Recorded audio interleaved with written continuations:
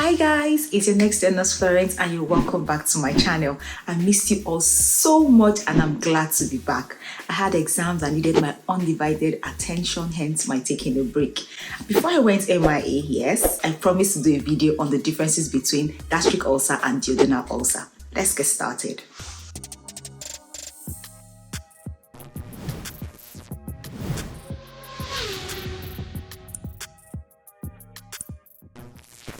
For a little refresher, gastric ulcers and duodenal ulcers are both types of peptic ulcers, which are sores that develop in the lining of the stomach or the upper part of the small intestine, which is also called the duodenum. While both gastric and duodenal ulcers are caused by similar factors such as the bacterium Helicobacter pylori, the use of non-steroidal anti-inflammatory drugs, and excessive stomach acid production, there are differences between the two conditions. Gastric ulcers occur in the lining of the stomach, while duodenal ulcers develop in the upper part of the small intestine, known as the duodenum. The symptoms of gastric and duodenal ulcers may be similar, such as abdominal pain, bloating, and nausea.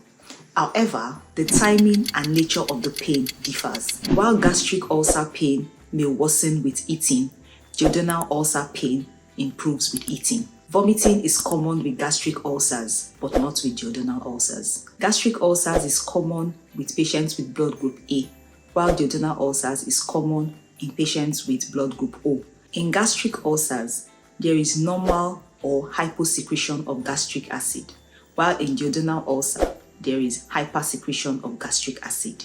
Weight loss is common with gastric ulcers, but not with duodenal ulcers. Gastric ulcers are more likely to bleed, and it manifests as hematemesis, while duodenal ulcers are more likely to cause intestinal obstruction or perforation, and when it bleeds, it manifests as melena. Diagnosing and treating gastric and duodenal ulcers may involve similar approaches, such as endoscopy and medications to reduce stomach acid production. However, the treatment regimen might differ based on the specific location and cause of the ulcer. It is essential for individuals with symptoms of peptic ulcers to seek medical evaluation and treatment, as these conditions can lead to serious complications if left untreated. So guys, we've come to the end of the difference between gastric ulcers and duodenal ulcers. If you found it helpful, please share with your family and friends. Kindly subscribe to my channel by clicking on the red subscribe button. It's free if you haven't done so already. You can turn on the notification bell so you'll be the first to know when I upload new videos. If you have any questions or comments, you could drop them in the comment section and I will attend to them.